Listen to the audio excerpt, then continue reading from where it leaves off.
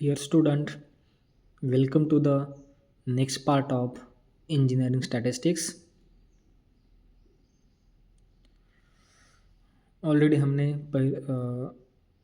दो parts YouTube पे upload किए हैं। हमारे चैनल पे जाके आप वो देख सकते हो। मैंने उसका एक सेपरेट प्लेलिस्ट बनाया है, आप उसको देख सकते हैं। अब जब आपको इस वीडियो पसंद आते तो उसको लाइक करिए, शेयर करिए। ठीक है स्टूडेंट, इन दिस पार्ट हम टाइप्स ऑफ सैम्पलिंग डिस्कस करने वाले हैं। जैसे कि देखो, यहाँ पे बहुत सारे टाइप्स ऑफ सैम्पलिंग है, लेकिन AIDS के सिलेबस के लिए जितने भी टाइप्स ऑफ सैम्पलिंग है उसका हम क्या करने वाले, डिस्कस करने वाले इस वीडियो के अंदर। देखिए student, some of the commonly known and frequently used types of samplings are purposive sampling, random sampling, stratified sampling and systematic sampling. Okay, ज़्यादा से ज़्यादा ये जो भी यहाँ पे लिखे हुए सैम्पल्स के टाइप से, वो ज़्यादा से ज़्यादा क्या होते हैं या कॉमनली यूज किए वाले सैम्पलिंग टाइप से। ओके, मेनली जो हमारे सैम्पलिंग के टाइप से दो टाइप्स हैं मेनली। एक है नॉन प्रोबेबिलिटी सैम्पलिंग और दूसरा है प्रोबेबिलिटी सैम्पलिंग। जैसे कि देखो, जो हमारा जो फर्स्ट पर्पज सैम्पलिंग मैंने यहाँ पे लिखा है वो क्या है, हमारा नॉन प्रोबेबिलिटी सैम्पलिंग है, नॉन प्रोबेबिलिटी सैम्पलिंग। और जो बाकी वाले रिमेनिंग थ्री टाइप्स है वो क्या है, प्रोबेबिलिटी सैम्पलिंग है।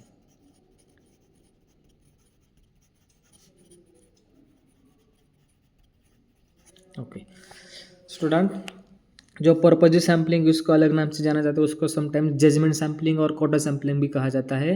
वो तीनों की तीनों क्या है, नॉन प्रोबेबिलिटी सैम्पलिंग है। और random sampling, stratified sampling, systematic sampling और क्लस्टर सैम्पलिंग, ये सब क्या है, प्रोबेबिलिटी सैम्पलिंग से। ओके, तो चलिए वन बाय वन इसको क्या करेंगे, हम डिस्कस करेंगे। फर्स्ट है हमारा purposive sampling. Okay, purposive sampling का मतलब क्या होता है तो हम समझेंगे। Purposive sampling is one in which the sample units are selected with definite purpose in view। यानी कि पर्पजिव सैम्पलिंग मतलब एक ऐसा यूनिट सैंपल है जो कि हम एक कुछ स्पेसिफिक पर्पज़ के लिए हम क्या करते हैं, उसको यूज कर सकते हैं। ठीक है, यानी कि जैसे यहाँ पे मैंने एक एग्जांपल ले रखा है, if you want to give the picture that the standards of living has increase in the city of Ahmednagar. ठीक है, जैसे कि हमारे पास कोई अहमदनगर सिटी का कोई एक पिक्चर हो, उस पिक्चर्स को देख के हम बता सकते हैं या हम फाइंड कर सकते हैं कि इस अहमदनगर शहर में स्टैंडर्ड लिविंग्स ऑफ पीपल कितने हैं या इंक्रीज़ कितने हुए हैं। हम क्या कर सकते हैं, उसको निकाल सकते हैं।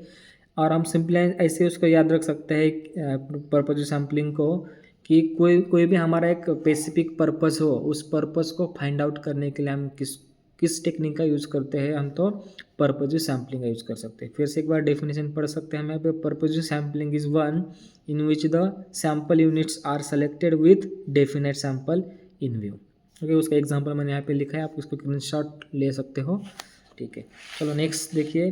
नेक्स्ट क्या है हमारा, random sampling. Okay, random sample देखो क्या कहता है, और आप सबको पता है रैंडम का मतलब क्या होता है, कोई भी। ओके, रैंडम का मतलब क्या है, कोई भी कैसे भी कहाँ पे भी हो सकता है, रैंडम सैम्पलिंग। देखो, in this case the sample units are selected at random and the drawback of the purposive sampling. अब देखो, अब यहाँ पे क्या बोला है, इस वाले केस के अंदर हम क्या करना है, सैम्पलिंग यूनिट्स हम क्या करते हैं, रैंडमली क्या कर सकते हैं, उसको सेलेक्ट कर सकते हैं।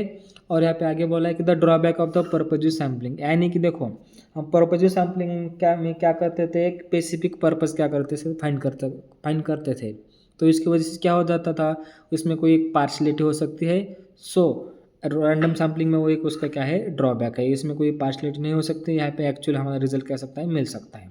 ठीक है, तो आगे क्या है, a random sample is one in which each unit of the population has an equal chance being included in it. यानी कि जैसे कि मान लो हमारे पास n सैम्पल्स है, x1, x2, x3 से लेकर कहाँ तक है, xn तक हमारे पास क्या है, सैम्पल्स है।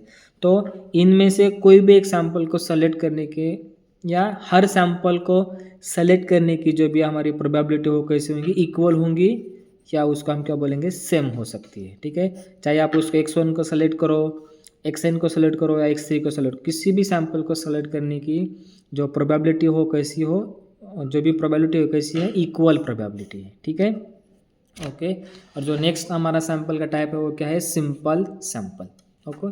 सिंपल सैंपल क्या कहता है कि simple sample is a random sampling in which each unit of the population has an equal chance, okay. देखो स्टूडेंट, आपको रैंडम सैंपल में और सिंपल सैंपल में थोड़ा सा कंफ्यूजन हो सकता है, दोनों का भी मीनिंग नियर अबाउट सेम है, लेकिन उसमें एक लिटिल चेंजेस है, वो हम इसको क्या करेंगे बताएंगे। पहले क्या बोला है, simple sample is the random sampling in which each unit of the population has an equal chance, और उसका हमने क्या बोला है, पी बोला है। मतलब कि सिंपल रैंडम सैंपल के अंदर जितने भी हम सैंपल को सेलेक्ट करेंगे उस सभी सैंपल का इक्वल, मतलब सेलेक्ट होने के जो भी चांस कैसा है, इक्वल है, ओके। और उसको हमने माना कि वो कितना है, पी है, okay. Of being included in the sample, और जब उसको उस सैंपल को इंक्लूड होता है तब तक उसकी प्रोबेबिलिटी कितनी है, पी है। And that this probability is independent of the previous sampling. अब जैसे कि देखो, मान लो हमारे पास x1 x2 आपसे लेकर कहाँ तक सैंपल्स है, xn सैंपल्स है। देखो जैसे कि मैंने माना x1 को मैंने सेलेक्ट किया तो उसकी प्रोबेबिलिटी कितनी हो सकती है, p हो सकती है। लेकिन जैसे भी हमारे x2 को हमने सेलेक्ट करेंगे या x2 की हम सेलेक्ट होने की प्रोबेबिलिटी फाइंड करेंगे तो क्या हो जाएगी, इंडिपेंडेंट हो जाएगी। कहाँ, किससे इंडिपेंडेंट हो जाएगी, इस x1 से क्या हो जाएगी, इंडिपेंडेंट हो जाएगी। जैसे कि देखो, जैसे कि हमने x1 को सेलेक्ट किया है तो उसके बाद हमारे पास सैंपल्स कितने रह सकते हैं, xn-1 रहेंगे, क्योंकि टोटल सैंपल में से ऑलरेडी एक सैंपल सेलेक्ट हो चुका है। तो उसके बाद जैसे कि हमने x2 को सेलेक्ट करेंगे या उसकी प्रोबेबिलिटी फाइंड करेंगे तो हमारे पास ऑब्जर्वेशंस कितने रहेंगे या हमारे पास सैंपल्स कितने रहेंगे, n-1 रहेंगे।